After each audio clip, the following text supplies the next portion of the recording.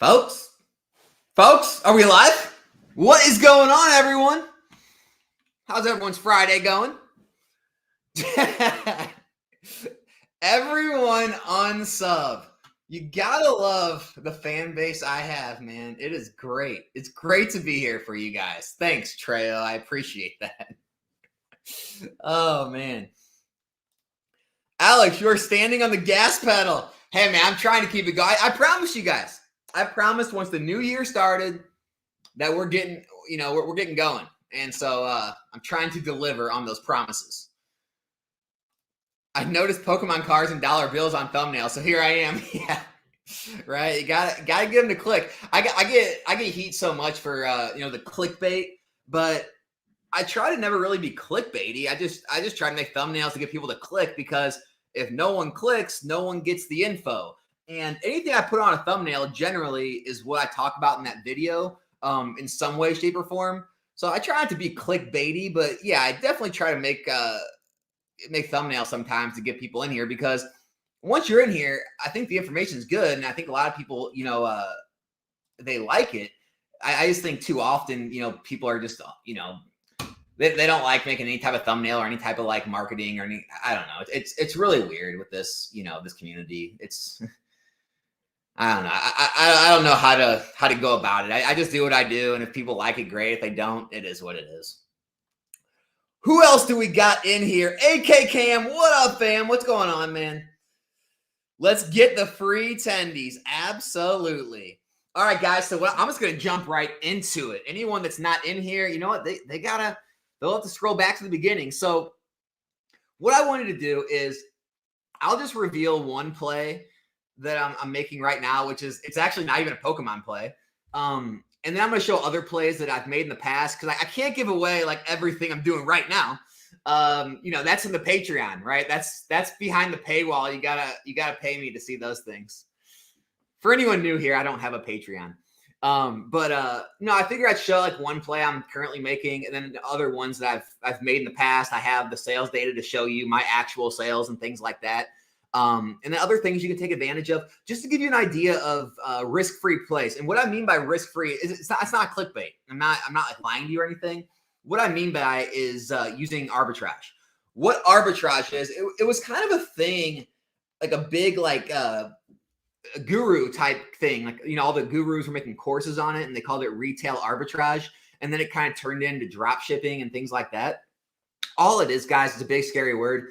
It's literally just finding deals or finding prices on one site and being able to flip those on another site for a higher price. That's all it is. The same exact product, right? You're not doing anything to it. You're not grading it. You're not, breaking it down. You're not changing the product in any means. You're literally just buying here and selling here.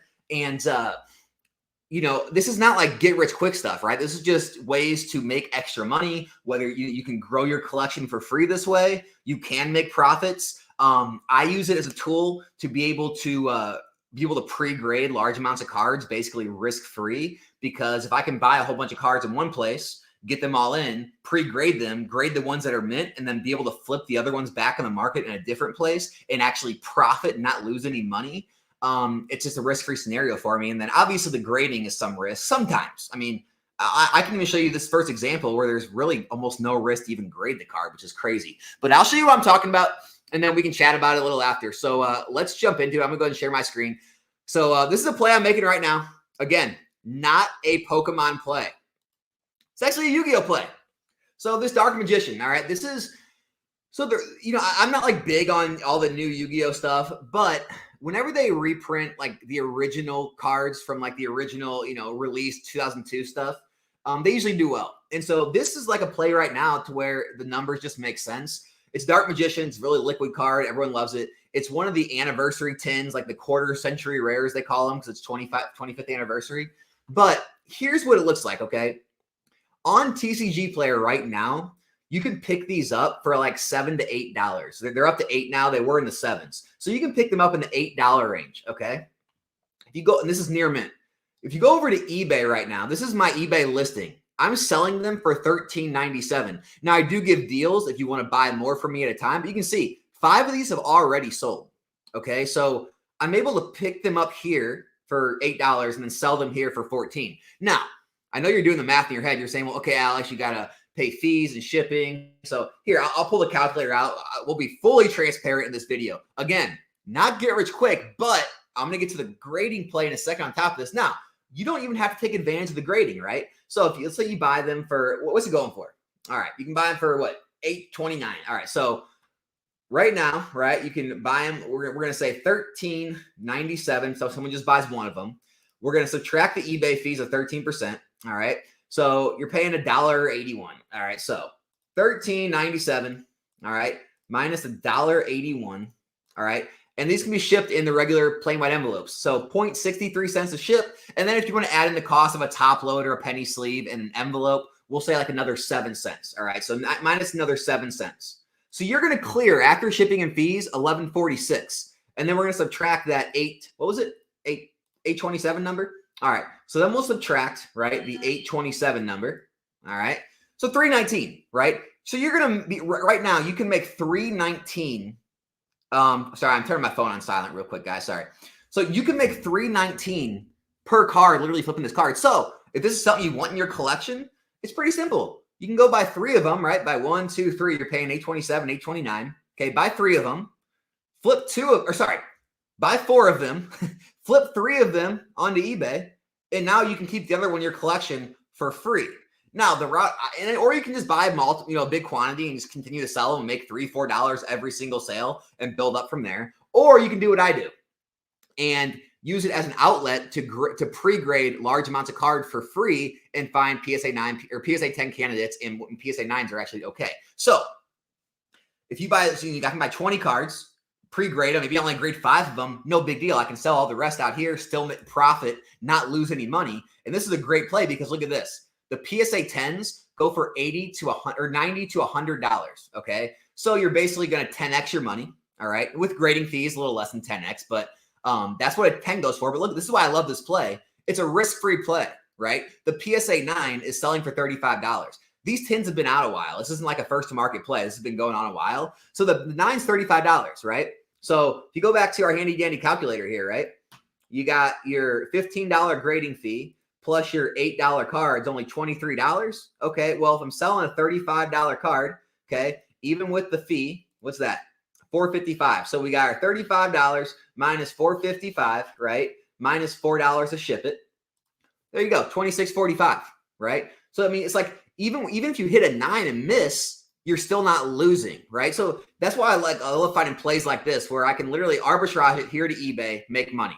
I can find the cards I want to grade them, make exponential amounts of money, and then I can flip the 9s back in the market and still make money and not lose. It's like a win-win-win scenario. The 10s are home run grand slams. So like these are the plays that are out there that you can find.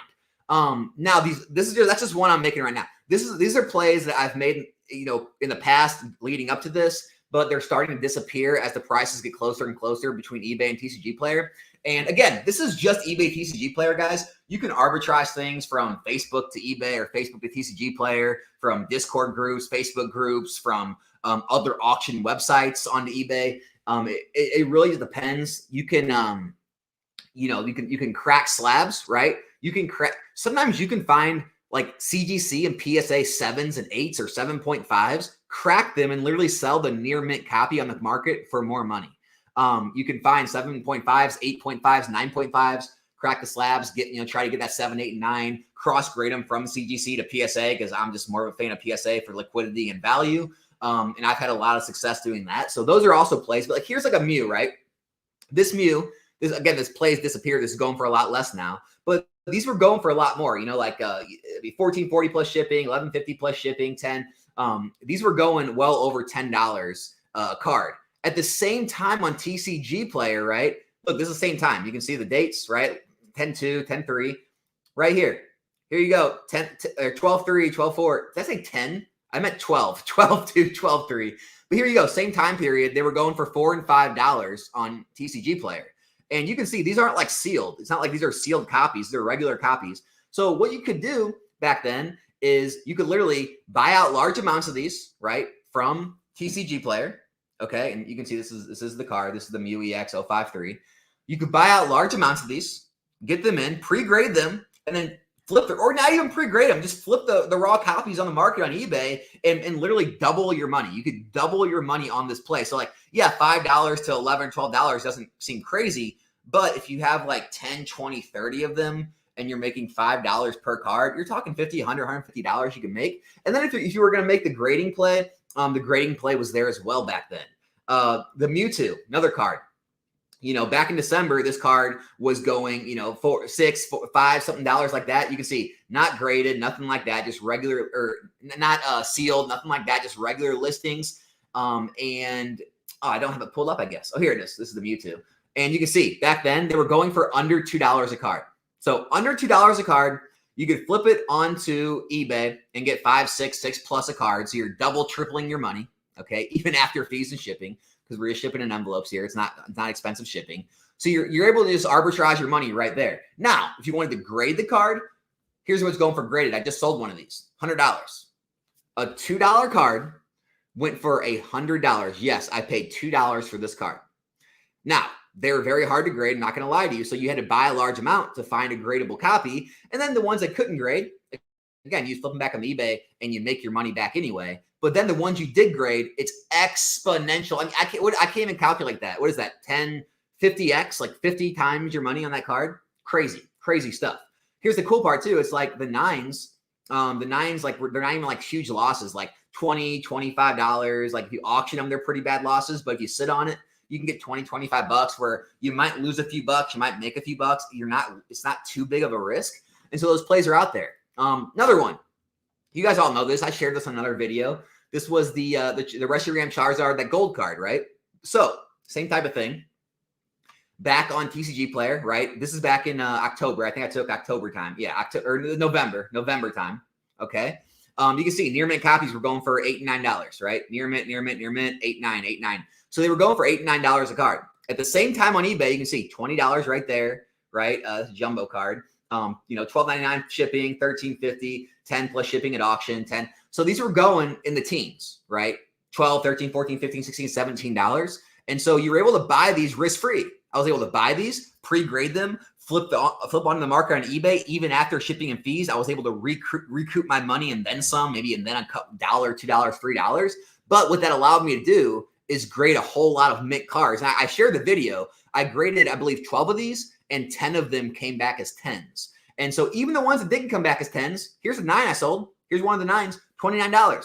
Now, we can do the math again. This is why it's a risk-free play, right? Because I showed you can buy the cards for $8 and $9 and grade them for 15. So it's 15 plus 9 is $24, right? So 29 times 0.13, what, 377. So I paid $29 minus 377 minus $4 in shipping, $21, right? So I'm losing like a few dollars in the 9s, and the 10 is selling. I mean, I'm selling multiple of these. Here's $89. There's one, the other 10. Here's another one I sold. Here's another one I've sold. And so they're clearly going. This one went way above mine. Look at that guy. I got lucky. But they're clearly going for, and I've raised the price now. They're actually rising in price a little bit, but they were clearly going for $89, $90, $88, $89. And so huge multiples. But the reason I was able to grade so many 10s is because I was able to basically freely get, all the supply from TCG Player, pre-grade a whole bunch of cards, send the mintiest ones, and then flip the other ones back on eBay for no risk. I recoup all my money and then some. I have no risk in the cards now. The 9s basically get close to all my money back. The 10s get exponential. And so like these are the plays. Now, sealed products a little harder to do, although it is still possible. This play comes to mind. These Charizard UPCs, you can find sellers that are trying to get rid of them. These were selling just back in December 13th for $300 plus 13 shipping. $300 plus 13 shipping for a whole case of 4, right? Well, the same time on TCG Player, they were selling in the teens, like 115, 113, 111, 112. And so if we get the old calculator back out, you can even do this with sealed products. So $313 is what they were going for, right? You divide that by 4, okay? $78.25 a UPC, all right? So if you're selling a TCG Player, say for about $112, okay? You multiply that by 13%. By 0.13, all right? So your fees are about $14.56, all right? So you got 113, or what did I say, 112, right? Minus, dang, I already forgot the number. What is it, guys? What is the number? I forgot it already. All right, 313 times 0.13. No. 112 times 0.13. What am I doing? All right, $112 selling price in TCG Player minus your 13% fee, 14.56. All right, so you got 112 minus 14.56. All right, and now these are expensive to ship, so it's about $10 shipping price. All right, so $10 to ship it, $87.44. These were $78, so you're making like $9 a box. All right, so $9 times 4 UPCs, it's a $36 gain. You paid $313. So you're literally making like 10, 15% on your money, literally just buying cases from eBay and flipping the boxes singly on TCG Player. And so like, guys, these are the kind of plays that if you could look for, if you're wanting to, basically they're risk-free. They're risk-free. You're just buying on one platform and then selling them on another. You're not breaking things down. You're not having to grade them. You're not having to do anything really, right? Here's the thing, guys. If you want to look at my listing again on TCG, on eBay, I don't take pictures, as you can see. I literally just copy and paste the pictures from TCG Player to eBay. Okay, so I don't even take the time to like take a picture front and back of everything, because in my mind, I don't really want, and this is gonna turn off some people, I don't really want the picky customers. I don't want the people who want to see all kind of pictures of front and back. I just want the people who just want the card and they're going to buy it near mint, no pictures, because those are the ones that are going to be okay when they get like an 8 and 9 worthy card that have maybe a white nick or two, or maybe one little minor, like, minuscule scratch or something. Like that's the people I sell to. And that's why like I don't really want to take all these different pictures and worry about the people who are really, precise about what they want to buy. But you don't need to. So it takes very little time to list. You just, you go list on eBay, copy and paste the picture from TCG Player to eBay, list the card, and they're selling. Like they sell pretty quickly. You can promote it if you want with promoted listings and make them sell a little quicker and eat into your profit margin a little bit. But with a profit margin so big, you can afford to. But like I said, it's available all throughout, like different card games, different TCGs is available. And sometimes it's vice versa. Sometimes you can buy on TCG Player and sell on, or buy on eBay and sell on TCG Player for more, just like I sold with that sealed product. And so like, guys, the plays are out there. Sealed product, Pokemon, Yu-Gi-Oh, Magic, other card games. You can grade the plays. Like I said, there's risk-free plays and grading. I've seen multiple times where you can buy like a CGC 8.5, right? And the PSA 8 is actually going for more than the 8.5 goes for. And then the 9 is going for exponentially more, right? So you can literally buy the 8.5, take a risk-free grade. If it gets the 8, well, you still basically get your money back, maybe make a little bit. If it gets the 9, you make an exponential amount of money. And all you do is buy the card, crack it, and send to PSA. And so, those plays are out there, right? Cracking, PSA or CGC 7s, which are near mint. Cracking those, selling them near mint on TCG Player or eBay for more, because people will pay more for near mint cards than they will 7 slabs. And like, guys, a lot of these plays, they're just risk-free, right? You can always say, well, there's some risk, Alex. Like the PSA person really grades your card crazy and gives you a 4. Or, you're trying to crack one of the slabs and you damage the card. Or within the time it takes for them to ship your cards that you bought to you in those few days, the market shifts really quick that fast. Okay, there's always risks in life, but this is basically, these plays are as close to no risk as possible that you're going to get in anything. And I think it's possible for anyone to do this, and that's why I wanted to show it. And so, guys, again, none of my content is always going to be for every single viewer. I get a lot of people out there, you're watching this, you're a long-term investor, right? I've been making investing content all week, right? I got 4 or 5 videos this week. You can go watch those. This is going to be more for people who are, maybe looking, maybe they don't have a lot of funds available. They're looking to build up capital. You can do this, right? You don't need a lot of money to start, doing this with singles, and you can make, 3, 4, 5, $10 a piece. And you can do this, 10, 20, 30, 40, 50, 100 times and build up a real bankroll to be able to start investing long-term, or to be able to start flipping higher on things and making, higher dollar amounts. And it's a way to one, build your collection for free, to 2, start, building up some capital to actually be able to do things on a larger level. And then 3, like same thing with like the grading, to be able to work up to start grading cards yourself. And I know some people are like,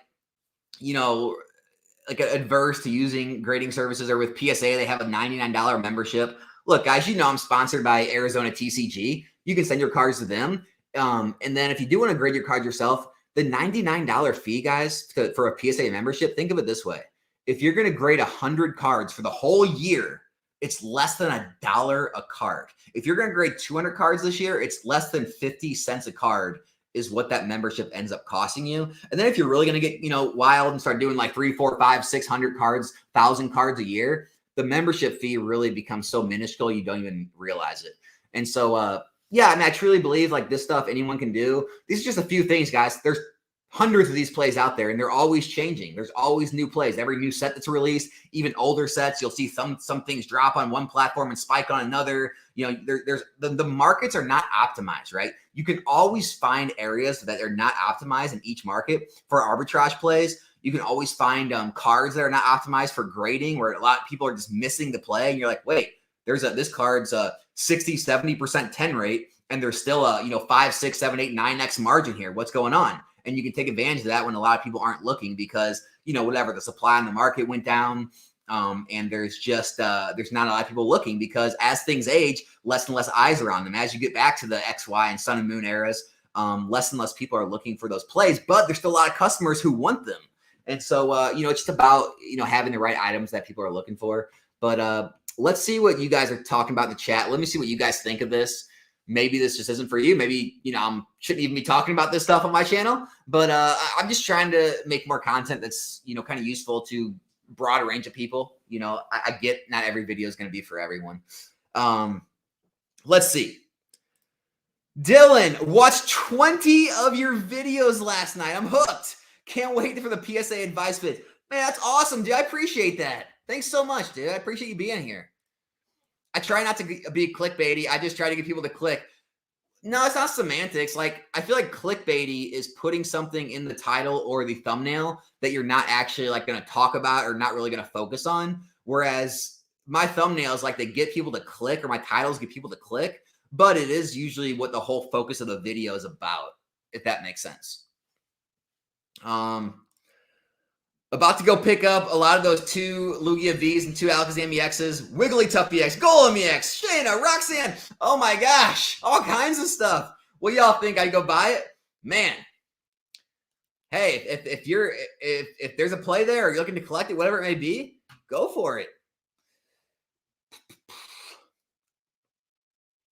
Arbitrage is one way to manage calculated risk. Yeah, it's a great way. Like, I love it. What I use it for, like, I don't specifically really use it to, like, flip a bunch of singles for $2, $3, $4, $5 a piece. What I use it for is grading. I don't like to lose, like most people don't.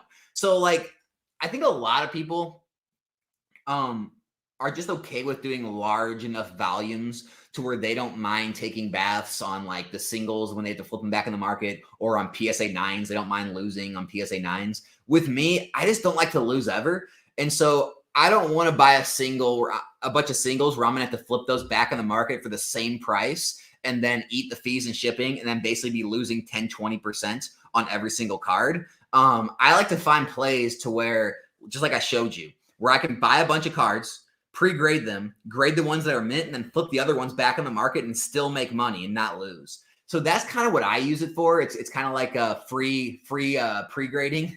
But like I said, you can always use it for arbitrage as well if you do want to try to build up some funds for your collection, or try to build what I think it's great for is building your collection for free, right?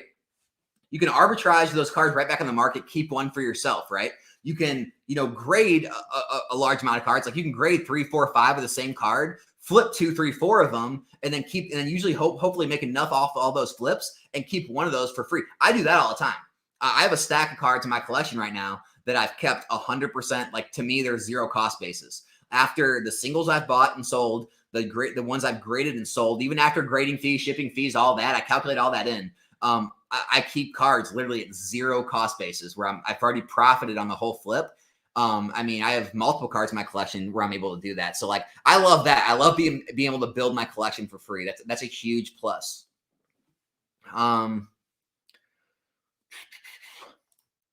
Now, will that price stay the same by the time you get the cards back from PSA? Can take 1 to 2 months. Yeah, so that's why I showed listings of me doing it. Like, the ones I showed, like the Mewtwo and then the Charizard, or like, those are plays I made, right? I made those plays a couple months ago. I already got the orders back and I already sold them. So that's why I made sure to show the sold orders.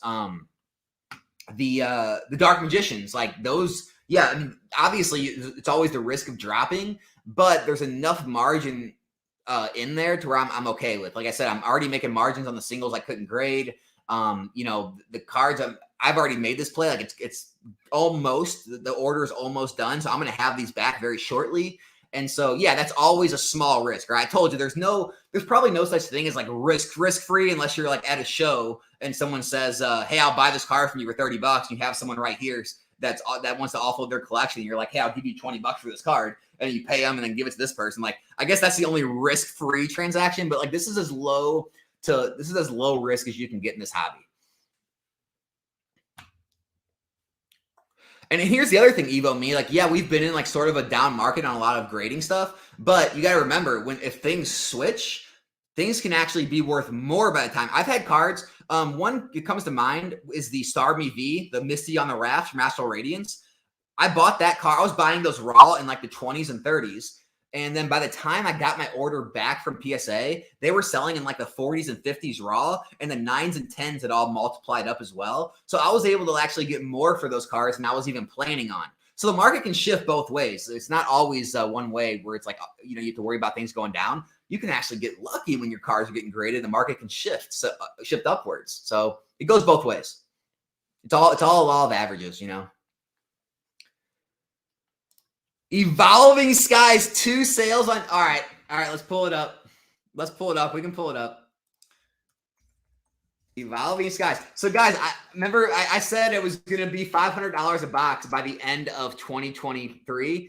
So it looks like I'm going to be like, a matter of weeks off at this point. I was pretty close. Let's see. All right. 460. We got 472 with shipping. Okay. And then we got, let's see, 500.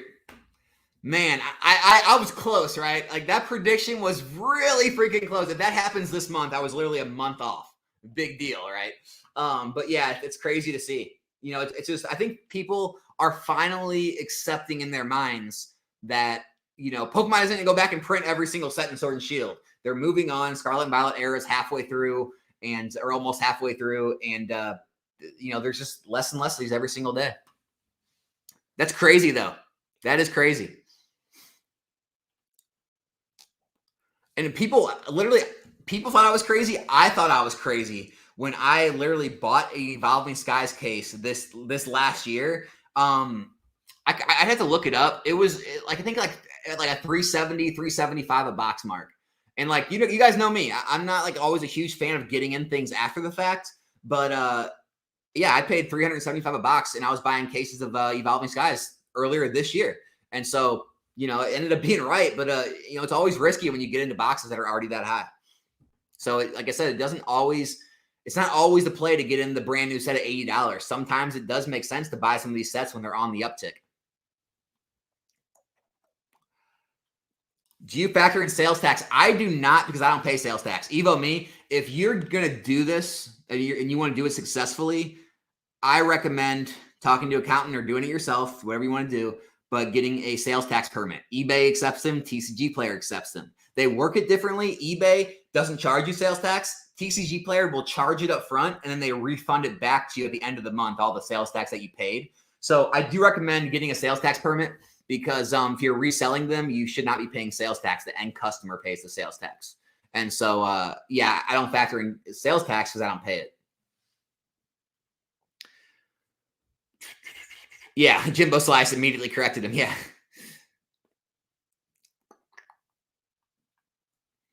Yeah, true. Not everyone's going to have that. And again, like I told you, nothing I show is going to be for everyone. Like this, if you don't have a sales tax permit and you don't want to get one, then this kind of arbitrage and flipping play is going to be less for you. Some of these you could probably still make money on even with paying sales tax. I mean, like the Dark Magician, like what's your sales tax rate? 7%? Like if you're buying it for $8, 7% of that is only what? I can't do it off the top of my head. Like what, 60-ish cents? I mean, you're still going to make money like flipping it onto eBay. So even with sales tax, you can be successful doing a lot of this. It is going to eat up your profits on some of the stuff, but again, it's not for everyone. If you're someone that doesn't want to like go through the, all the steps to get a business and get sales tax exemption and all that, then don't take this route. Like I said, it's not for everyone, man. Do you get cases of product from your LGS or from eBay? Everywhere. Whenever I see deals somewhere and it makes sense, I get them. I'll go ahead and shout out Pokemart USA, Eli.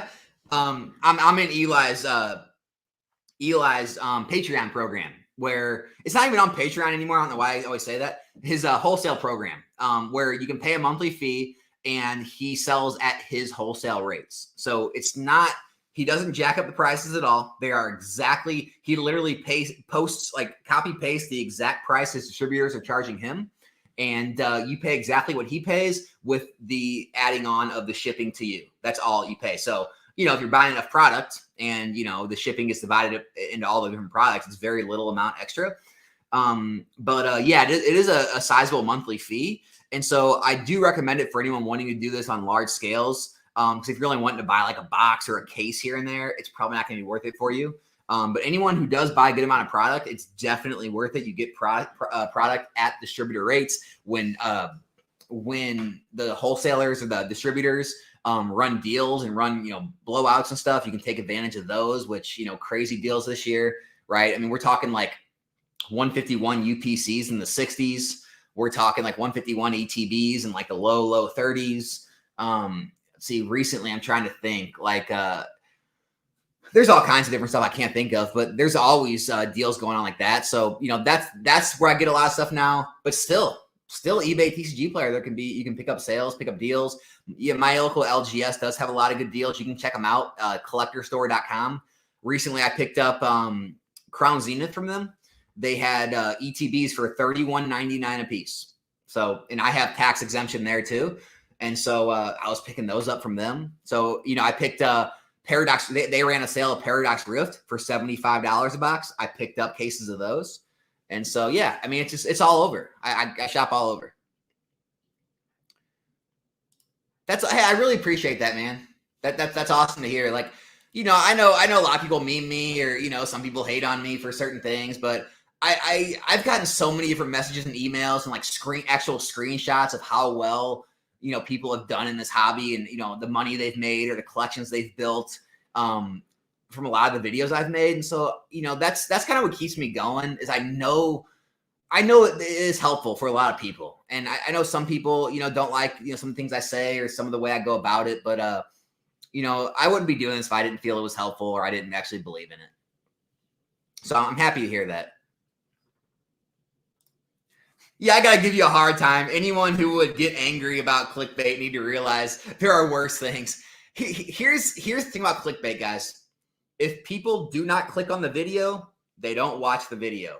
You could have the best information and you could be teaching people how to become millionaires.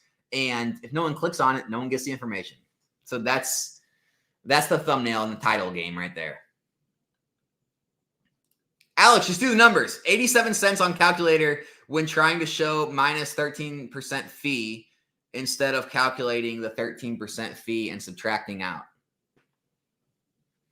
Okay. Great content for some of the new guys, Alex. Remember, everyone join the Discord to rapidly become a level 10 investor. Hey, and make sure you have some thicker skin on the Discord because it gets wild in there, especially from Trejo and those guys. But yeah, join the Discord, guys. Links in the description. 100% free. You can talk about anything. There's no banning. There's no silencing, right? You can literally speak what's on your mind. Any type of ideas or things you have, anything's welcome there. And so I do pride the Discord on that. I know things can get wild sometimes. I try to come in and calm things down when that happens. But it's just a place for free speech, right? Where you don't have to worry about getting banned or getting silenced for having a certain take or being in a debate and things like that. Which I'm really against those things. What's the grading multiplier for you look for? If a car on TCG Player near mint is 50, what PSA 10 would you feel comfortable to buy, grade, flip, triple your buy cost? $50. Spilled it all down my face. $50. Let's see. I'm trying to think of a card off the top of my head that's about $50 card. All right, let's try the Charizard VMAX from Brilliant Stars. I think it's pretty close. Let's see. Let's go Brilliant Stars or V Star, not VMAX, V Star. Let's see. Look, I put in star. Eli's rubbing up on me. Brilliant Stars. All right, so the Charizard V Star is about $60, $50 card, right? Let's see. Near mint. All right, there you go. $55 card. Okay. And then PSO, we got Charizard V Star. What's the number? 174. So with this card, okay, we'll see what it's selling for. So there you go, about 135, 138. And then the other thing I like to look for is I'll go to TCG Fish, right? Everyone knows and loves them. All right, so TCG Fish, and I'll search that card,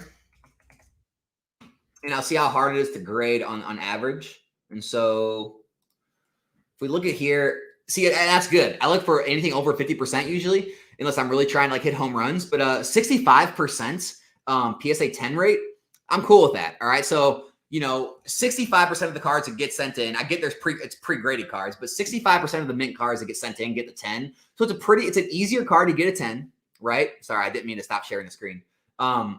It's about 135, 138. You can pick it up for about $55. So, after shipping and fees, you're going to double your money. It's not the greatest play, but it's a high percentage play. These rainbow full arts are really easy to grade because the fronts are usually all textured and easy. All you got to look for really is centering and no white marks. And so, yeah, I mean, I wouldn't mind making this play. Honestly, it's not a terrible play to make. A $55 card, sell it for 135, 140. And you probably clear a little over $100 after all shipping, fees, grading. I'd be cool with a play like that. My sweet spot is actually, it's usually either like lower end cards that have high multiples, or it's like even higher end than that. So like, a lot of the cards I've been grading are like the high end, like alt arts or special illustration rares. Here, let me go ahead. Let me make sure like this isn't going to share anyone's information, but I can even show some of the cards I've been selling. Like I said, guys, I'm really transparent. I don't care about all the hidden, stuff. I'm not trying to hide anything. Like I'm just real honest about it. Like the only thing I want to check is that I'm not going to like show any customers' addresses or any of that stuff. But I don't mind you seeing like what I'm selling when I'm grading. Let me see. These are sold. Okay. All right. Yeah, we can see this. All right. So here's my recent sales on eBay. So you can see right here, I graded and sold a Charizard V, the full art from Brilliant Stars. This one just went for $239.97. I think I picked it up. I picked this one up locally at a show, I believe, for like $110, I think. So you can see like $110. It's, with grading fees and stuff. I probably didn't even double my money, but I talked about it before. What I'm really looking for is the dollar amount, right? I'm looking for a large dollar amount and less about the percentage gain. Because a lot of people chase that high percentage gain. And I kind of got into that game.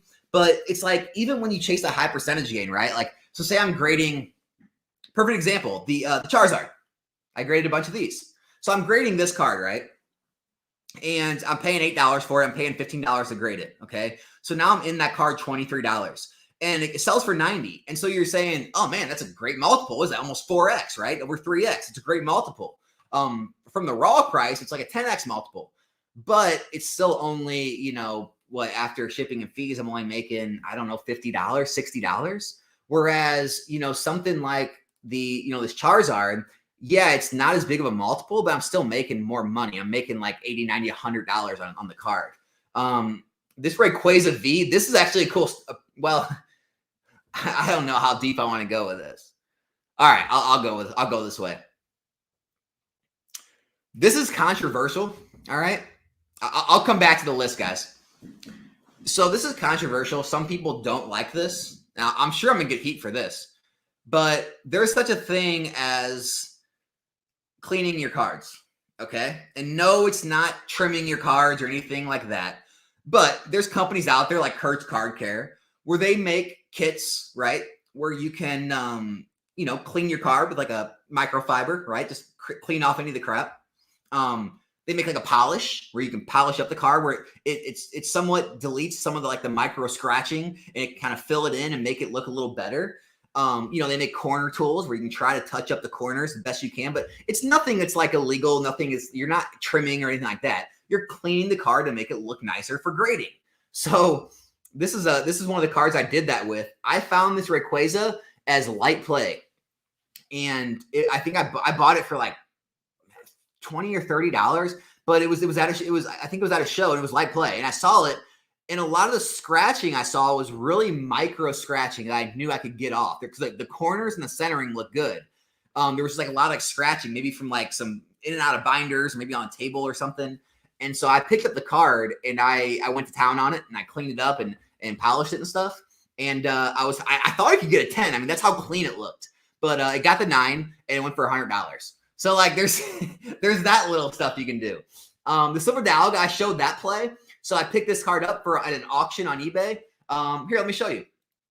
Make sure I always like to make sure I'm not doxing anybody. So I have no problem sharing all my stuff, guys, all my information. I know people reach out to me and they're like, Alex, you just showed like your name and address and stuff. Like, okay, if you buy from me, you're going to get my name and address anyway because I ship from my house. So not too worried about it.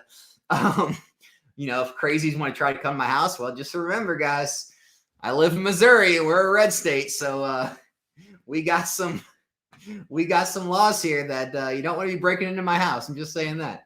But that's a story for another day. Let me see any purchase orders I've made. I'm going to go find that Dialga for you.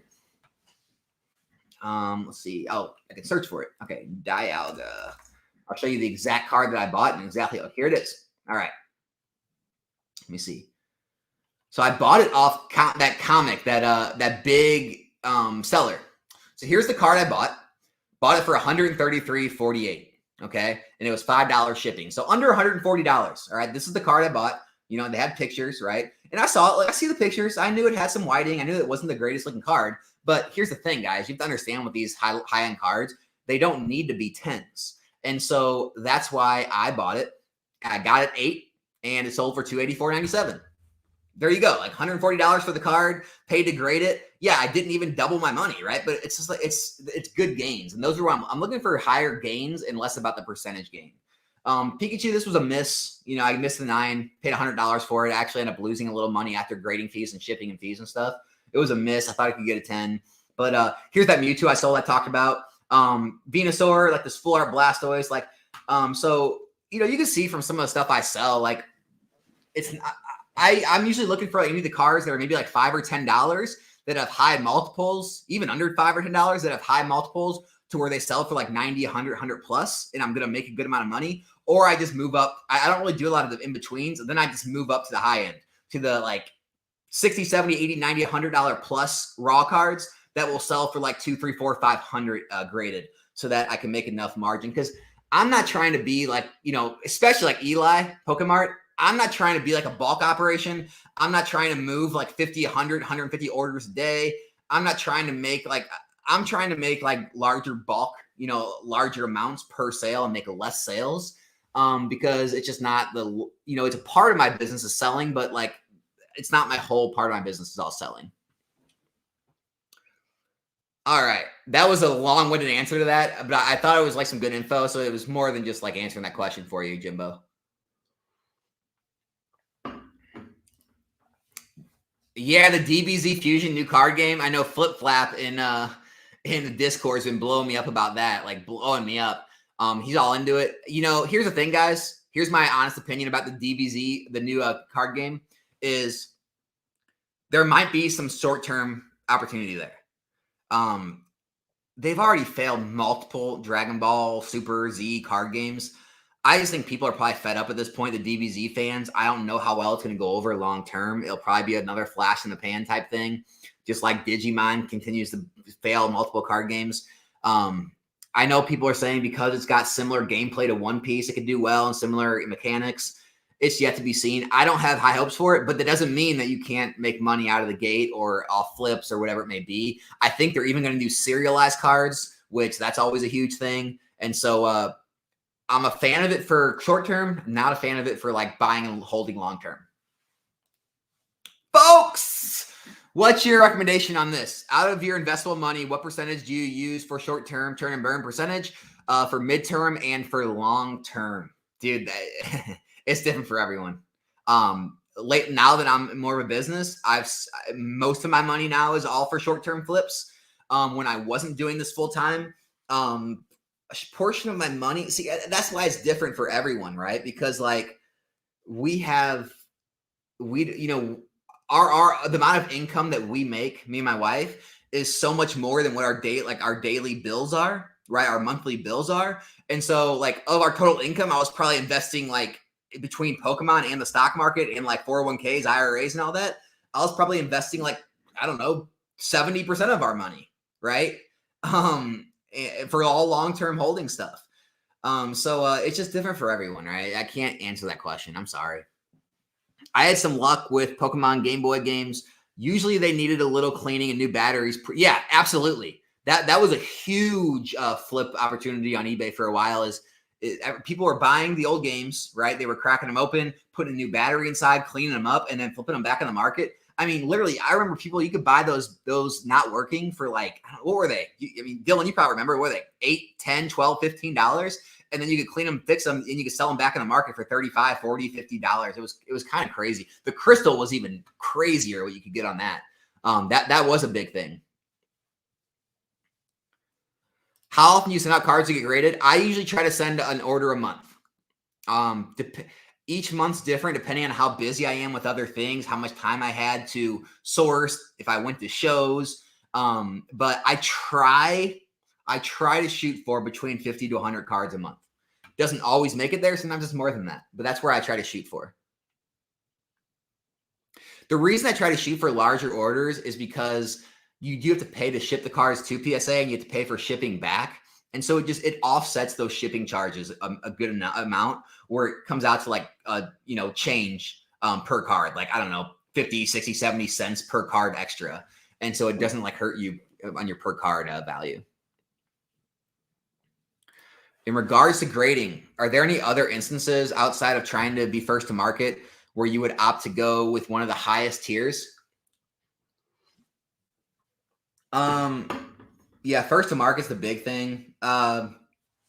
If you're worried about the market shifting, I've done that. I've done that recently. Let me see if I can find any of the cards that I've done that with. That's a good question.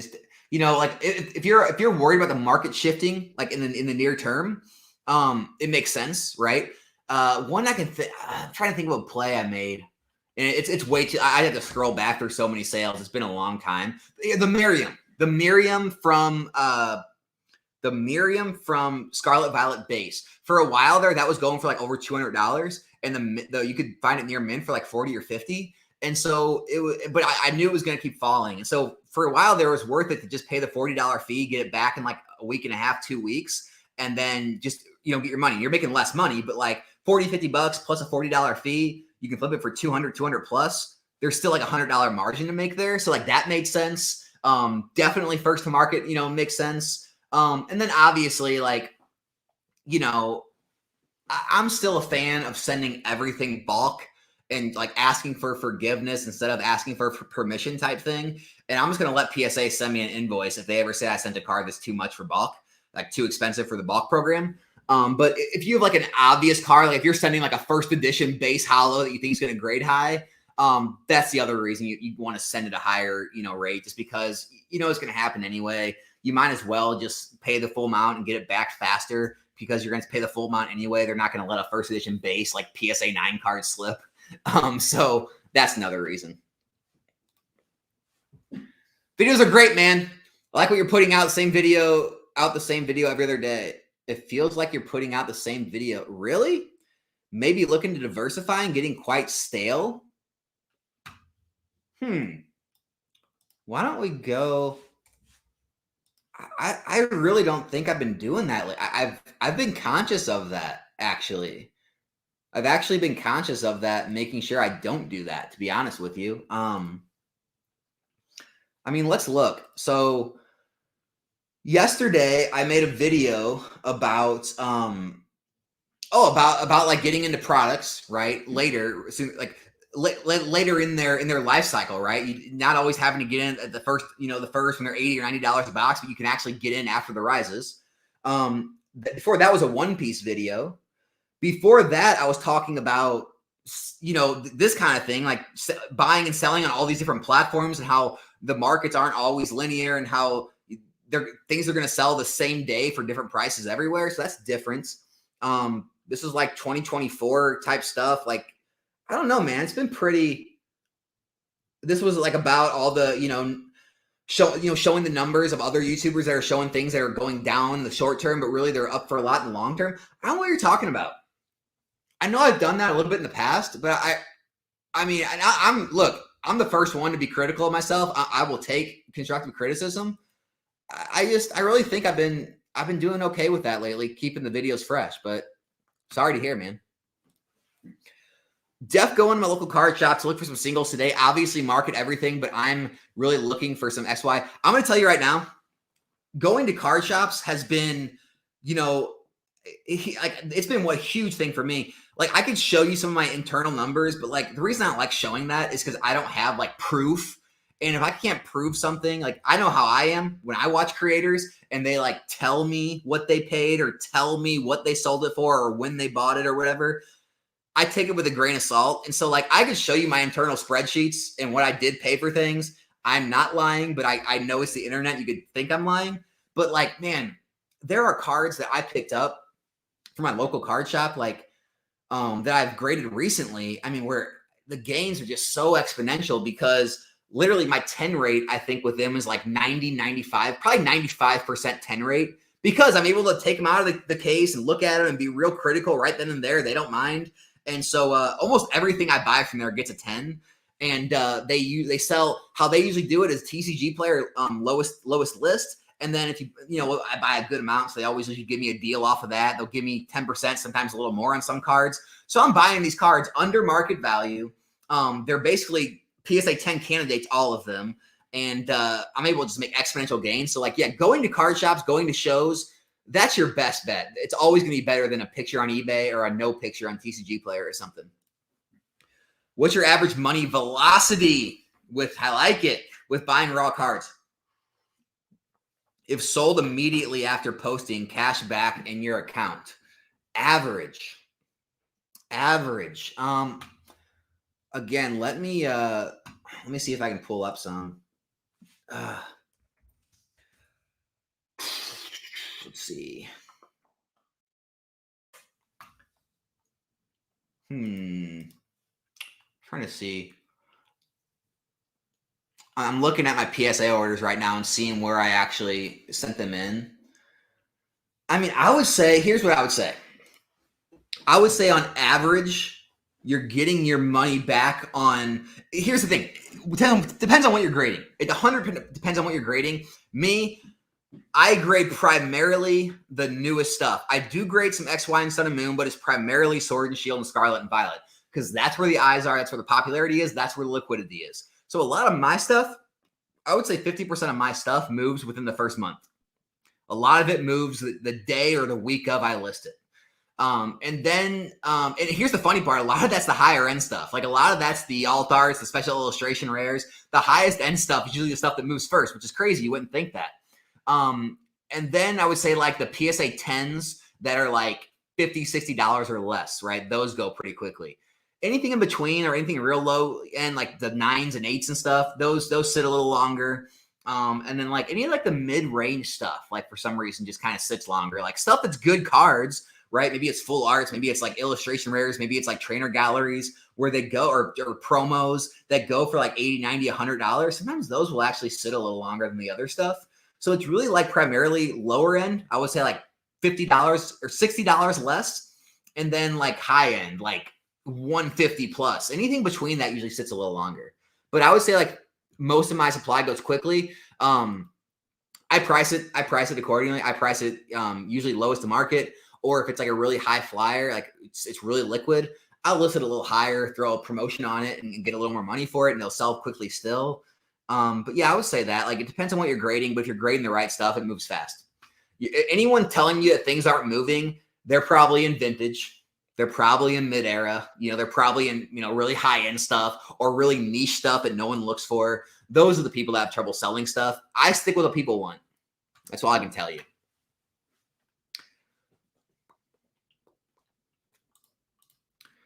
Awesome content for the new investors. Keep them coming. Getting back into collecting myself. So this is super helpful. That's awesome to hear. I love hearing that. Thanks, Alejandro. What is the monthly costing right now? What does that mean? What do you mean by that? Brandon, let me know in the chat. I'll pay attention to the live chat. Let me know what you mean by that. What's what monthly costing? List as bid or buy it now. Which option sells quicker? Well, I mean, a bid sells quicker. Or sometimes buy it now sells in a day or two. But I mean, a bid's a guaranteed sale. When the auction ends, it sells, especially if you're going at 99-cent auctions. I auction very little. So what I look for, Brandon, if you're still here, I'm looking in the chat if you want to let me know about your what you meant by monthly cost. Ian, I would say I list 99% of my things at buy it now because you get top dollar. I'm going to show you a perfect example of this. All right. That Dialga. All right. Let me show you a perfect example of this. I actually just shared this with someone about the same conversation about liquidity and about, so where's that Dialga ad I sold? All right. And then I'm going to go to eBay. All right. I'm going to share my screen. So this is a very good lesson for everyone in here. All right. So we're going to put in Dialga EX 122 PSA 8. Okay. Here is the recent sales of Dialga. 202 at auction, 202 at auction, 220 or best offer, 200. Okay. And these are recent. This is November, December. I mean, these sales are literally 18th. Mine just sold for $284.97. Why did I do that? You're going to say, oh, this is because you're a content. No, it's not because I'm a content creator. Very few people still know my channel that buy from me. It's because I was the lowest listed. You go look at the market. There's no lower ones in the market, right? I was much lower than the lowest listed in the market. And so what happens is you send it to auction, you're worried about, right, the few eyes that are on that specific card at the specific time that auction's running, and they have to remember to come back and bid on it the day it ends, which usually ends with lower prices. And so buy it now can work a lot better with things like that. Now, with very new, very liquid cards, a lot of times you can throw those at auction and get the same amount, if not sometimes more if it gets it in bidding war. And so like brand new cards, very liquid cards that are selling multiple every single day, and usually lower end stuff, I don't mind sending those at auction. I've sent multiple. Remember that XY 143, that promo magic card? Uh-oh. Stream stopped. Computer froze on me. We still here? Okay. Anyway, where are we? Okay. Anyway, that magic card promo from XY, like I was auctioning those because they were selling for basically the same amount that I was selling for buy it now. Any time like that, some of the trainer gallery stuff, some of the illustration rare stuff, some of the full art stuff, you can literally auction it. And here's where like my opinion will differ from a lot of people. A lot of people hate auctions because they want to get top dollar for every card. Here's how I feel. If I can get even within 10%, I'm happy, right? Because it's all about rinse and repeating, right? It's all about liquidating your merchandise, making a profit, and then moving on to something else. I don't need to make all the profit. So if I have a card that's buy it now selling for $50, but I have like 10 of them and they're selling slow, and I see auctions ending at like 42, 44, 41, I'll just auction a lot of the time, right? I'll auction it, put a $5 shipping or $4 shipping on it, and let it go for the 40s. And I'll lose, $4, $5, $6, $7, but I'm freeing up all that capital. I still usually make a profit and I'm able to use that money for something else. So those are the reasons you want to auction. But other than that, especially with more niche items, more things that don't sell very often and go lower, don't auction them. Just don't, be patient, wait for a buy it now. The buyers will come. I'm looking for, who am I looking for? Brandon, did he say anything? I guess Brandon's not here anymore. I don't see him asking any more questions about that. Oh, well, I don't know what he meant by average monthly cost right now. I don't know what that means.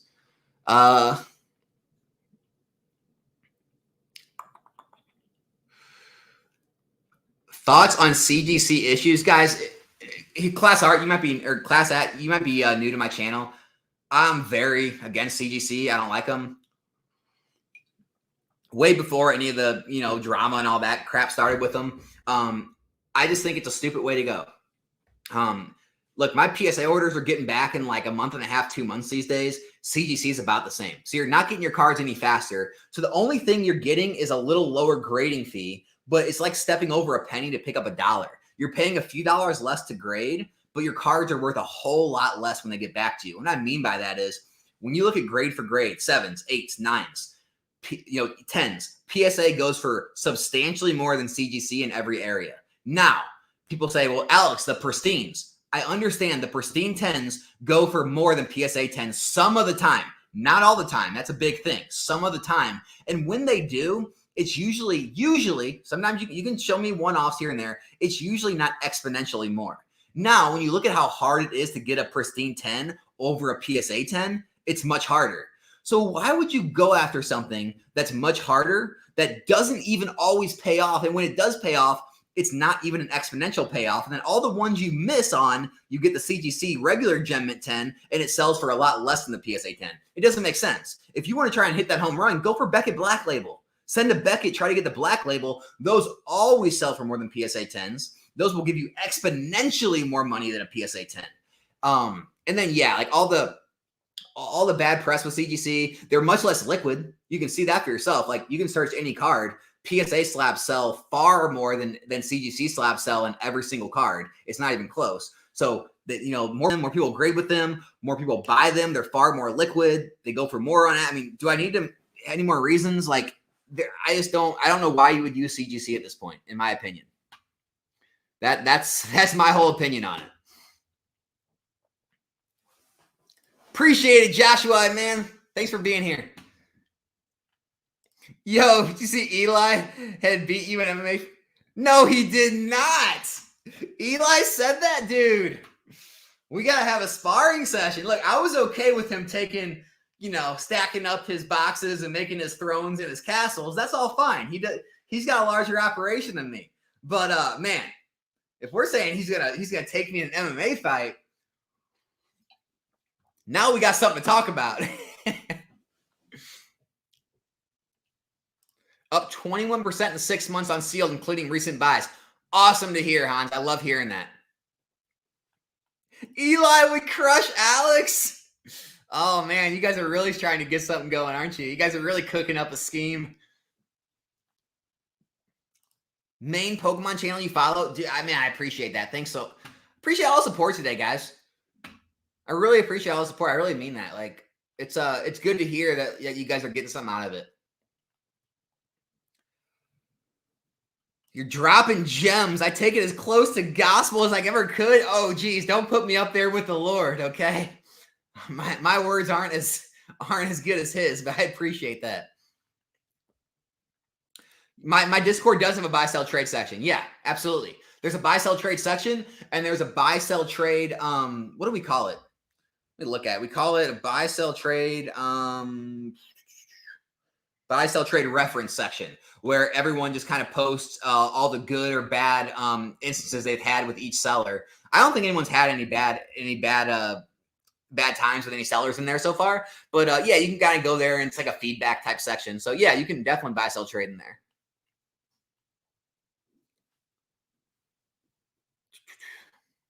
Appreciate all the kind words, guys, for real. You said you saw the Tropical Thunder Zapdos that was cleaned using Kurtz and got a PSA 10 upgrade from a 9. It was cracked from. I didn't see that, but yeah, it happens all the time, guys. Like, and there's nothing wrong with it. Like, honestly, even if you didn't want to use Kurtz stuff, just getting like some like rubbing alcohol, like very little amount because you don't want to damage the card, right? And like on a microfiber, and just like kind of cleaning off any of those, you'll see some of those like specks or like spots, or just cleaning it off, like just getting all that gunk off the surface, trying to like, sometimes there's like real micro scratching. Like I'm talking like, it's not real deep scratching. They're like, they come from like rubbing on the pack, or they're rubbing the cards together, rubbing on a table or something. They come off. If you just wipe it, they can come off. And so like, I don't see anything wrong with that type of stuff. Like not behind any type of card cutting or any type of trying to manipulate the card in any way to make none of that stuff. But like cleaning the card up, guys, it's almost like common sense. It's like cleaning your car and detailing your car before you go sell it, right?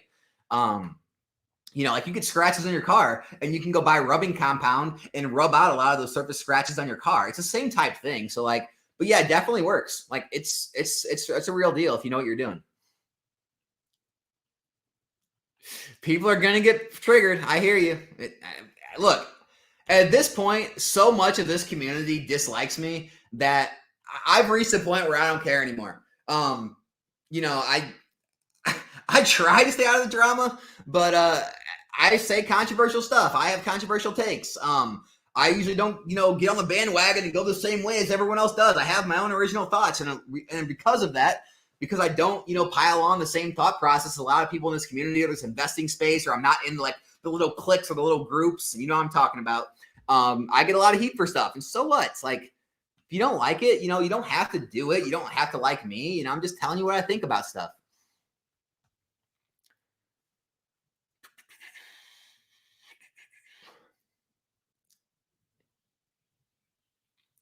Would it be wise to get a P.O. box since you'll be going post office to drop off packages anyway? You can check any mail returns. Yeah, I mean, I've thought about that. I've had who Catch 'em All Collectibles told me to get one. I've had other people tell me to get one.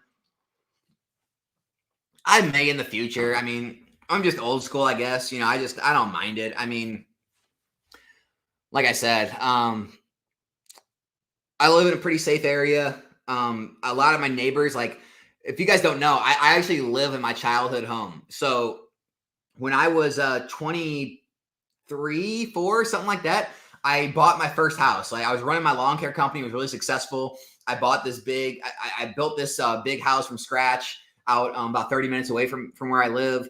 And me and my wife moved into it. And it was great and stuff. And it just it was too big. It was too big for us. It had too many rooms, too much open, empty space. Like, the taxes kept going up and insurance kept going up. I didn't want to keep paying that.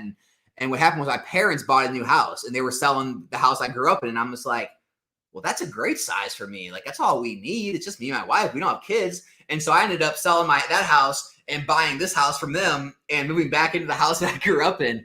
And so, you know, I know like all my neighbors are still the same. Most of them are still the same ones I grew up with. So like everyone knows each other. Like everyone kind of watches out for each other. They, you know, a lot of people work from home, so they kind of watch each other's houses, watch what's going on. And so it's a good little spot I live in. You know, not a lot goes down, not a lot happens. And so I feel pretty comfortable with it. You know, obviously I got security. I got other types of security that you can possess in red states. And so I'm not too worried about that type of stuff, really.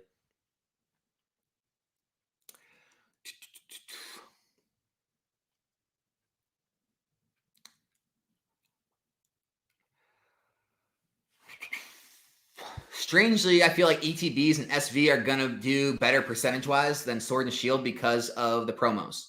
They could. That's a very real possibility. I mean, even those regular promos, like not the PC ETB ones, the regular non-stamp promos, they still sell pretty well. Like the Charmander from Obsidian Flames, that Pikachu from what do you call it? Paldea Evolved. Like I've sold a couple of those recently. They sell pretty quick, pretty well. Pretty good amounts. So like those could help keep. I agree with that. I definitely, especially if the graded prices stay good on those, and people want to keep grading them, they could perform better.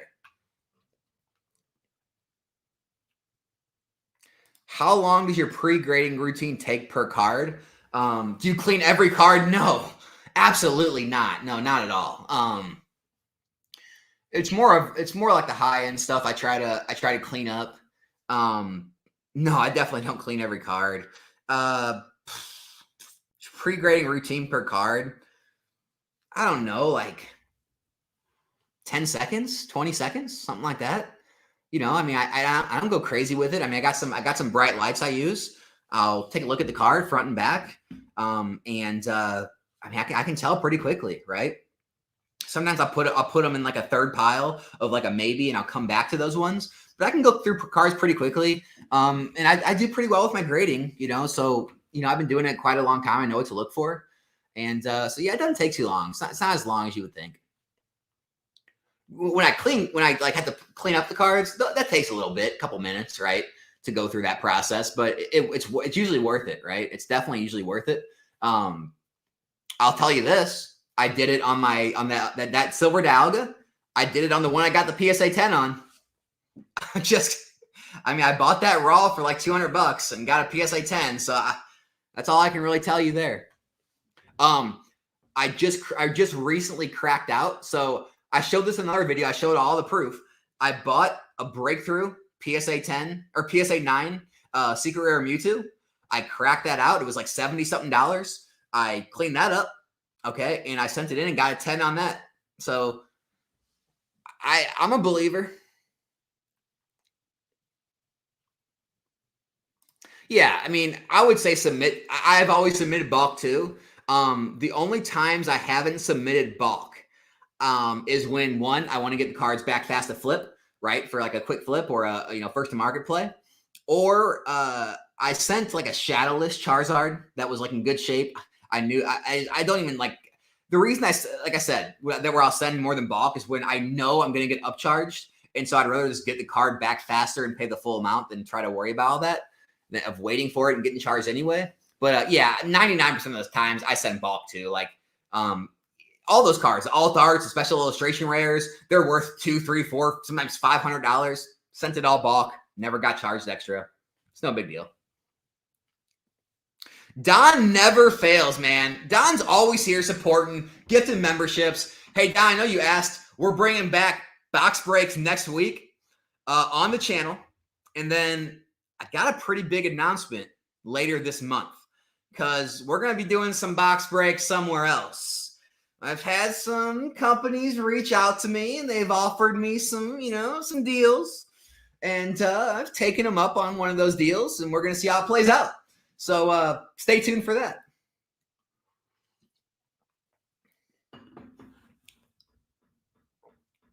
Alex is sponsored by Baby Gap. I love it.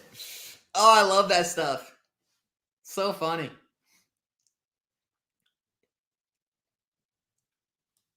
Disagree. I really appreciate the variety of topics across the variety of sets. Very informative. Good to hear, man. I really am trying with that. I know last year at some periods, it got a little repetitive. I'm really trying to be fresh with it for you guys. Folks, Happy New Year. Happy New Year to you, Don. Crown Zenith ETB prices, in my opinion, 151 hasn't really dropped yet, though I do buy booster bundles when they restock for MSRP. The booster bundles, yeah, I mean, those booster boxes, though, man, $31.99 at my local card shop. I couldn't pass up those ETBs. Elite trainer boxes, not booster boxes. Yeah, so what I'm going to do, I'm kind of waiting until I get enough cards in for to make another order, but I am going to do that. So my next order I send in, I'm going to go through a process of like pre-grading. I'll even show the cleaning on there of a card just to really piss some of the people off out there. I'm going to go through the whole PSA process, right? I'm going to go through like putting them, what kind of sleeves and card savers you need to put them in. I'm going to go over, making the submission, like listing all the cards out and how to do that. Go over like how to, the proper way. I think you should package your cards and ship them and fill out the paperwork and all that to make sure it gets a timely process. I'm going to do all that in a video. And I think I'm also going to make a video for everyone. It's not going to be for everyone, but anyone who's like, hasn't sold on eBay or TCG Player, I'm going to make a full walkthrough video, how-to video on that. So those kind of videos are coming. Just so stay tuned for those.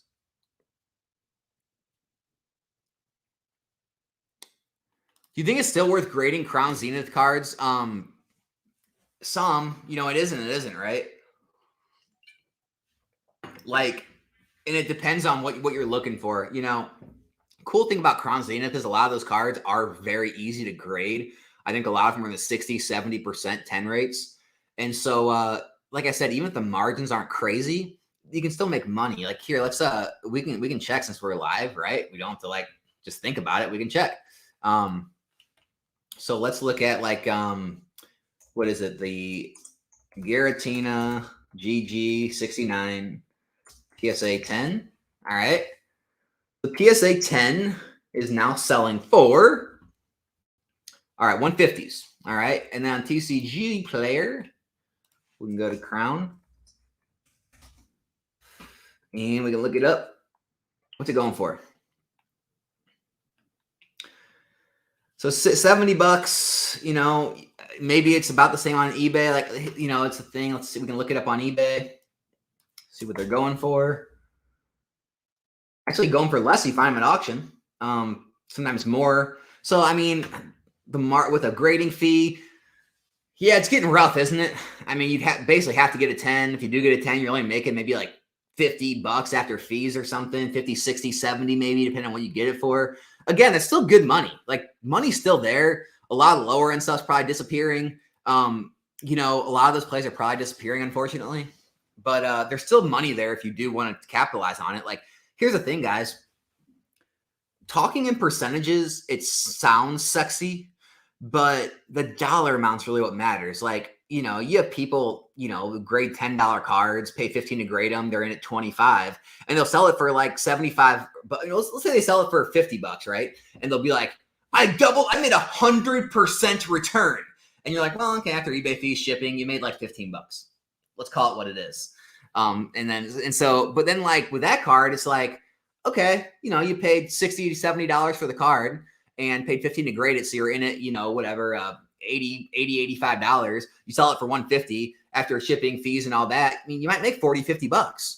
And so you didn't double your money or anything like that. But you made $40, $50. You made like three times what the other person made on their 100% flip. And so, you know, that's why I've been looking for these. I'm looking for the plays where there's a good dollar amount to be made. So that's something to keep in mind on the Crown Zenith. Yes, every day. Every day. It's hard to find volume. And then when you do find volume, the play disappears by the time you get it. I'm going through that right now. Here, I'll share I guess like one of the plays that disappeared on me by the time I got my cards back. I'll find one of my listings right now. I'll show you exactly what I'm talking about.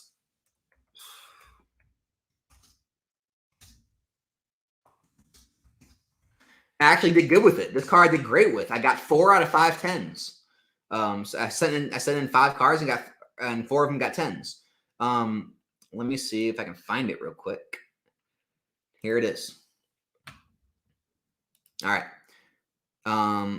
So this Tyranitar card, when I sent this in, these were going for $70 to $80. I was picking them up for like $4 to $5 a piece. $4 to $7 a piece. I got some as low as like 4s, some up in the 7s. But you know, it was a great margin. Now I got them back, and they're, you know, some are even listed lower than mine, but they're selling around $50. And so, you know, it's not like I lost, but it's just not that great. Like, you know, say I'm $5 in the card, pay 15 to grade it. I'm in 20, sells for 50 minus shipping and fees. I may make 40. So I make like $20 a card, right? I mean, it's like when you say like, what'd you pay for it? I paid $5. I quadrupled my money, but it's like, you know, even with PSA grading, I doubled my money. It's like, but it's $20, right? It would have been a lot better if they would have stayed up, but you know, it is what it is. So that's a play that like, you know, fell apart. But yeah, it's hard to find quantity of cards to grade. Now, I will say that those Charizards, right? Those golden Reshiram Charizards, those are doing well for me. It was easy to find volume of those. They sell for around $90, even more than $90 now regularly.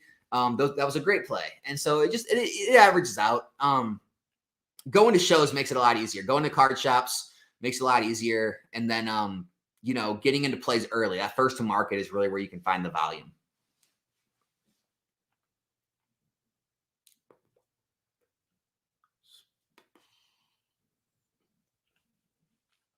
What's your best flip as of late? Well, I mean, obviously, probably that Dialga, the PSA 10 I got. I mean, I paid $200 for that card and sold it for $3,500. So, you know, but that's a one-off, right? Other than that one, like, I don't know. Let me go look. I mean, you know, I really don't have a like crazy flips on average. Usually they're just like good, you know, $100, $200, $300 gains, you know, stuff like that. You know, it's pretty much what I mean. It's kind of all you can really ask for. You know, hitting the home runs is fun, but a lot of the times on the home runs, you're usually going to, you know, strike out a lot looking for those home runs is the issue. And so, you know, that's kind of one of the things you got to look out for, you know, going for those. But yeah, I mean, I'm looking through right now. Nothing's really jumping out at me as like crazy gains other than that one. Trying to think of other harder stuff that I've created that I've got that sold. Oh, I did sell one of those I'll show you one of those, the magic carp I'm talking about. This isn't it. This is when I sold light play condition. One of these cards, right? I did sell one of those at I got a PSA 10 and sold it for like $210, I think. And it was, I paid $15 for that card. So like that's a cool little flip there, like, good multiple. Yeah, I'm just looking through, like I don't have the crazy multiples that some people do, I don't think, to be honest with you. I think I'm just kind of the steady grind here and there. So the reverse hollow evolution Charizard, not the one I gave away, but I picked up two of those at a Collecticon. One graded a 9, one graded a 10. I paid $50 for each of them. The 10 ended up selling for $400. So that was a good flip. So there's a couple for you. Nothing crazy. Nothing. I mean, the Dalg is pretty crazy, but nothing else too crazy. When that Mewtwo sells, that's going to be pretty crazy. That Mewtwo I paid like $77 for or something as a PSA 9, cracked it. And now I have it listed as a 10 at $650. I'm the lowest on the market. So if that sells for $650, that'll be a crazy flip.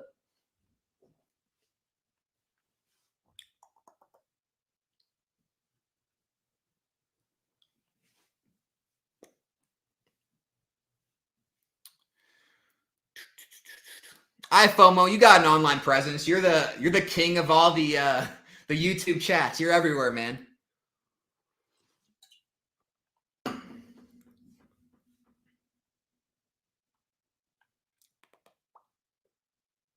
Yes, I hate CGC. And guys, I'm not trying to hate on you if you're a CGC fan or collector. I mean, I'm friends, or I consider myself friends with Green Shiz. I hope he does. But I'm friends with Green Shiz, and he's a big CGC guy. Like, he loves collecting it. He truly loves the slab. Like, I have nothing against him. I mean, I give him crap all the time about it. But, like, if you like CGC, go for it. It's just, I mean, if you ask my opinion, I'm going to give you my honest opinion, which I'll do to any of my friends too. Like, that's, doesn't make it right or wrong. It's just, those are the reasons I'm against it.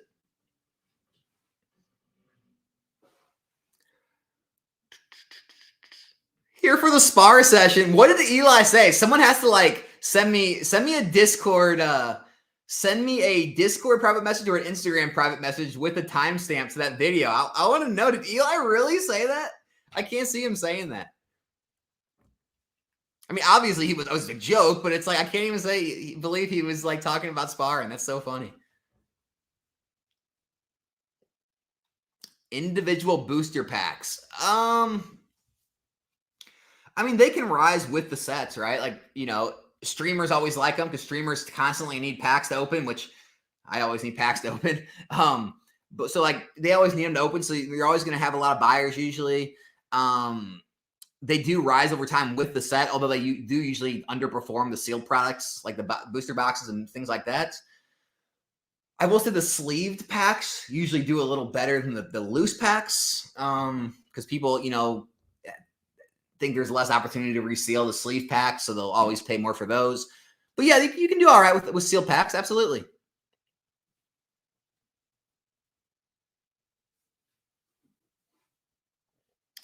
Here it is. Kurtz is frowned upon. Wiping a card down is one thing. Polish is generally frowned upon. I get it. Like, hey, you guys know me. I'm a controversial guy. I'm sure people don't like I said that. But hey, you got to use the tools at your disposal. People hate when you aren't emotional about it. That's the truth, man. Everyone loves drama and emotions these days. It's kind of nuts. I've learned a lot from your channel as a beginner. That's awesome. That's what I love to hear. And I've always tried to make my channel something as for everyone, like stuff everyone can do, beginners and people who have been in the hobby a long time alike, where everyone can kind of get something out of each different video. And I really do love hearing that because I think a lot of investing videos can go over beginners' heads where like they're talking real deep in the niches, in the trenches. And a lot of people will just kind of zone out. Like they won't even know what they're talking about. Like they have to do like weeks of research before they can even get in the conversation. And I'll get into that sometimes, but like I try to keep it more of a base level where it makes sense to everyone. I'm happy it has been for you. I haven't tried any of the vaults. No, I have not. If anything, I would probably try the eBay vault because I like eBay, I trust eBay, 0 fees. You know, I mean, what more can I say? Yeah, Paldean Fates. It's not looking good, is it? It's man, it's sad. Like I still think it will get opened a bit because it's a new set. I will say the prices have been steadily rising on eBay. For a while there, you could find cases of the ETBs, 10 ETBs at $370, $369.99. And now it seems like they're back up near 400. So that is a good sign. People are buying them out and the sellers are rising prices. Yeah, it's going to be interesting to see. Like, it's definitely not going to be like a 151 scenario, but it might do all right. Like, I don't think it's going to be a Pokemon Go scenario type thing. Like, I think it'll be somewhere in the middle. Yeah, it's definitely not going to be the heavy hitter set we're looking for yet. Are you getting to the point where you'll continue doing this full time instead of going back to the workforce? I enjoy it. It's certainly getting there. There's things in the works. I'm sure you guys have noticed, you know, some people like it. Some people, you know, I know how people feel about advertisements, but yes, I do have advertisements in my videos for different companies. There's more coming. Like I recently accepted a deal with a apparel company. So, you know, I'm going to be wearing some of their merch, which I like it. I mean, I haven't got it in yet, so it's tentative. I'm going to make sure it's quality and I actually want to support them. But the designs look awesome. Like I wouldn't support anyone unless I know they're on the up and up, trustworthy. I like the service. I like the product.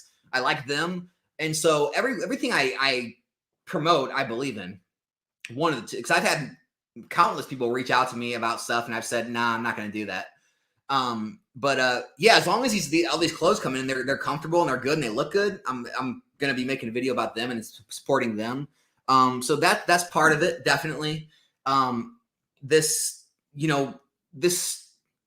streaming stuff I have coming up at the end of the month is definitely going to be a part of it. I'm going to give this company a chance and talk about controversy, man. I'm going to be getting on everyone's radar with this one, but, you know,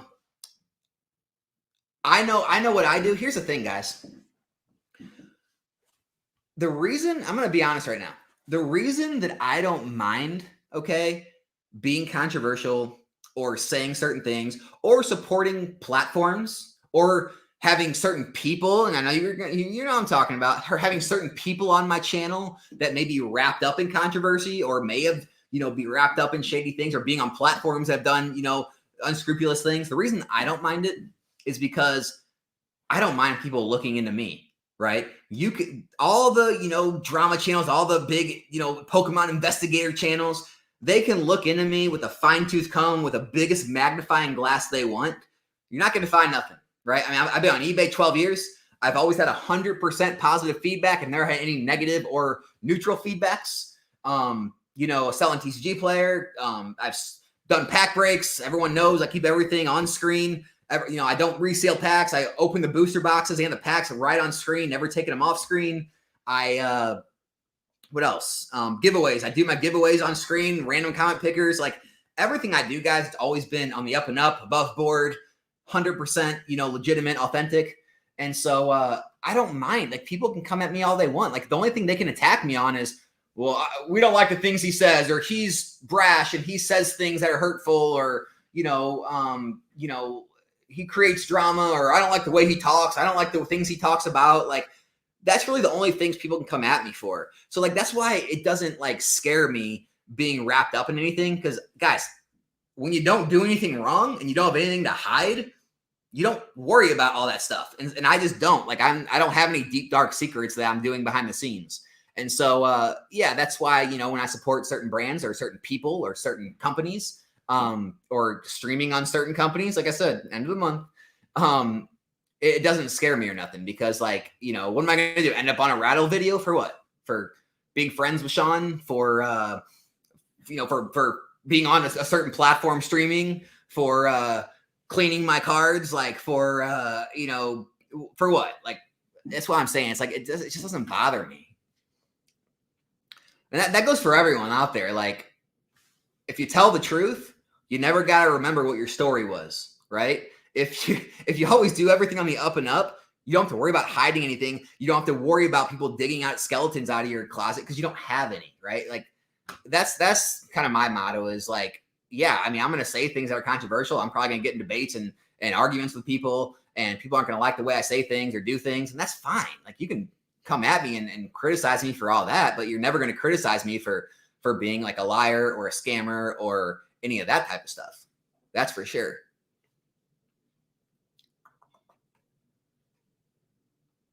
Oh, what? I don't know. We're going to have to wait and see.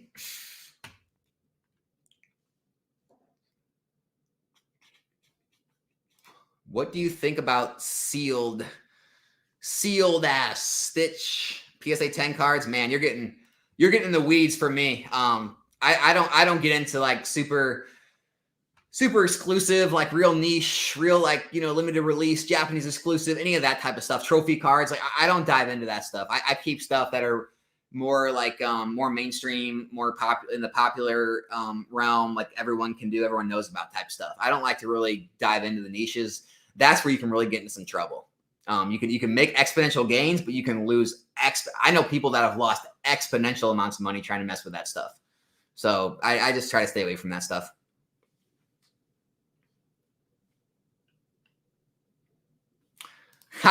Agent Crypto. Him and other people in Discord are always giving me shit for English and Japanese because I'm an English only guy. Yeah, I mean, well, hey, here, I'll answer that question. Right now, at the current prices, I'll take English 151 all day over Japanese. Like, if I can get UPCs at $80, I'll take those over a $200 Japanese 151 box. Now, if you're talking from release, then yes, obviously, Japanese 151's done better. Yes, it's got the master balls. Like, there's so much about that set that, the set itself is better than English. I'll give you that. I just like to be able to read my cards. And I think the English market still has a larger customer base, like from what I can see from the data on eBay and other statistics. So I still like English, but yeah, Japanese 151, definitely outperforming. I'll give you that. You got me. Guys, Don has been a member for 7 months. 7 months. Just look at his logo. Look at his logo. What does Don have? Does he have the Master Ball logo? I believe he does. It's either like the Master Ball or the GS Ball, one of those. I really appreciate it, Don. I like the Raichu and Tyranitar play from Paldea. Absolutely. The Raichu is a great play as well. Man, those $20 flips into 50 add up. No reason to pass up on those when they're available, in my opinion. Yeah, no, that's the thing. Like, I'm not saying they're bad. Like, a lot of people love them. You talk to a lot of my flipper friends. They will tell you, I will take a $20 gain every single day. It's just with me, I have a different like strategy, I guess. I'm trying to do like a hybrid of a bunch of different things when it comes to like the content, the breaks, the selling, the social media presence with partnering with brands and things. And so like I'm not looking for 100% of my money to come from the flips. And so with that being said, I'm not looking to spend the majority of my time on the flips. And if I'm trying to sell a whole bunch of low-end singles or low-end grade, it just takes a whole lot of time to continue to source, continue to grade, continue to sell and ship and package and all that. And so that's why I've kind of transitioned to try to go after more of like the whale type products, like more of the stuff I'm going to make $50, $100 plus on every time. And so, but no, I'm not like crapping on it at all. It's great plays. I'm happy to have them. It definitely continues to pay the bills. Absolutely. Don got 4 of each PSA, CGC, and 10, and a few in PSA 9 with a Raichu. And awesome to hear, Don. Glad to hear it. Don, have you got back any of your hits from the box breaks yet? So if you guys don't know, Don's got, if you guys want to, this is me, shilling my live breaks if you guys ever want to be a part of them. I'm usually really, really fair with the pack prices. I don't like, gouge people like you see on TikTok or other platforms. I'm usually really fair with it. But for me not to shill anything, I'm not trying to, but Don pulled on the second pack, first pack, second pack of the Ultra Prism opening. He pulled the top hit in the set, the Lily. I think, Don, weren't you also the one that pulled maybe it wasn't you, but we pulled the 151 Charizard, the Charizard special illustration rare. Don also pulled the Sylveon from Hidden Fates, the full art shiny Sylveon from Hidden Fates, which I think is like the 4th or 5th best hit in the set. Don's had some crazy luck with those box breaks. So hopefully those come back graded well. I had someone else send me a message in Discord. They pulled the full art Lugia from Ancient Origins. It did grade a 9, didn't get a 10, but even the 9's really valuable. So like we've had some crazy hits in those box breaks. It's been wild.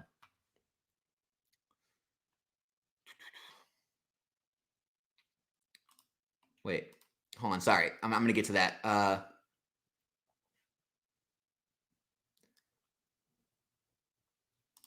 When did Dialga become a 3.5K card? I thought it was 1K.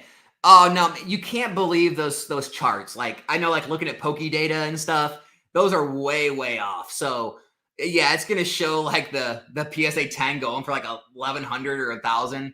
No, that's way off. I sold mine for 3.5K. If you want proof, go ask Pat Flynn. He's the one that bought it, Deep Pocket Monsters.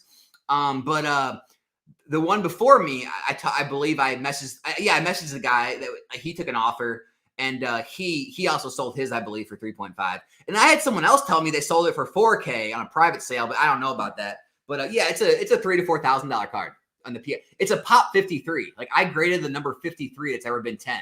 Like Pop 53, you're talking like Gold Star, like Shining. Like I mean. You're talking like such low pops that like you don't see that very, very often. So yeah, it's an expensive card. Even the 9 right now, like the 9 goes for in the 400s. Hey, new to the grading thing, came across Umbreon XY promo that looks crispy. I don't see comps on eBay. How do I find reliable comps? XY Umbreon promo. Man, if you don't see comps, you set the price. It's hard. So you can go to PokeData. We just talked about it. I just said it, but you can go to PokeData.io, and you can look up the chart there. You can create a free account. Just put in your email. It's free, and they'll have charts. Now, again, it's not always the most accurate, but it'll give you a baseline for sure. Did you fight in Bellator? I did not, man. I got hurt. Training for my 4th fight. After my 3rd fight, had to have lower back surgery and gave it up. Now my gym, we've had multiple fighters at Bellator, multiple fighters at the UFC. We got fighters in the UFC right now on contract. Big name Tyron Woodley started at the gym that I'm at. And then when he was like moving up, I think when he was like getting to the point where he was fighting for a Strikeforce title, is when he moved to America Top Team down in Florida. And then now he went to training for himself, but he became UFC champion, obviously, Tyron Woodley. We've had multiple people.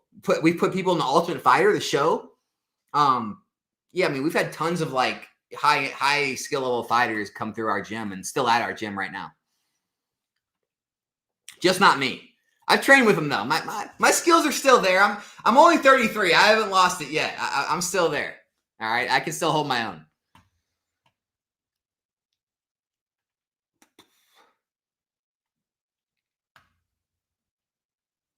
Yeah, TCG fish as well as PokeData to check charts. I just think PokeData goes back a little further, I think.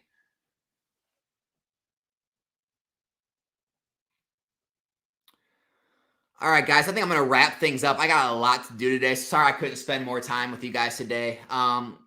I almost caught up with the chat. I'm going to see if there's anything crazy going in. If I didn't get to your question today, guys, I'm sorry. I apologize. I tried to get to as many as possible.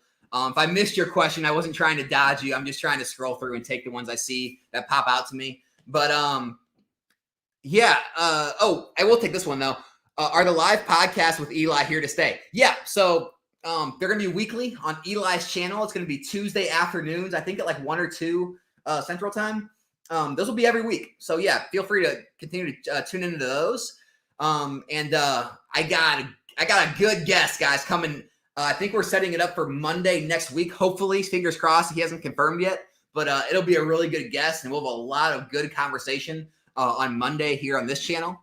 And other than that, yeah, guys. And then last thing, Sunday. On Sunday afternoon, I am going to be on, all right, I got to show this. I'm going to be on Coffee Talks. If you guys don't know what Coffee Talks is, all right, I'm going to go show you. I'm going to help their channel out. All right, it's DJ Gigabyte. If you guys don't know who that is, he is the original. We'll get into that. But all right, DJ Gigabyte. Wait, that's not his channel. What the heck? All right, I'll just click on this. So this is DJ Gigabyte's channel. All right, and they have a podcast called Coffee Talks.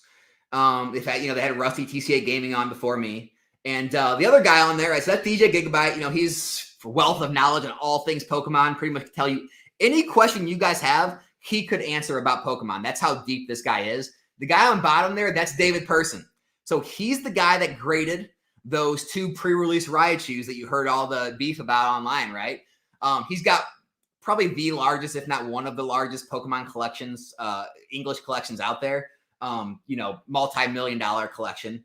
But so this is the channel, DJ Gigabyte. If you guys want to go check him out, I will be on their podcast Sunday afternoon if you want to check me out there. So we got that Sunday afternoon. I got a guest coming on Monday. I'm on Eli's channel Tuesday. Guys, it's busy. It's busy around here. And so I'm going to try my best to keep things fresh, keep things coming. And I appreciate all you guys showing up today. And I really hope everyone got something out of it. So that's all I got. See you guys back here in a new one soon. I'm out.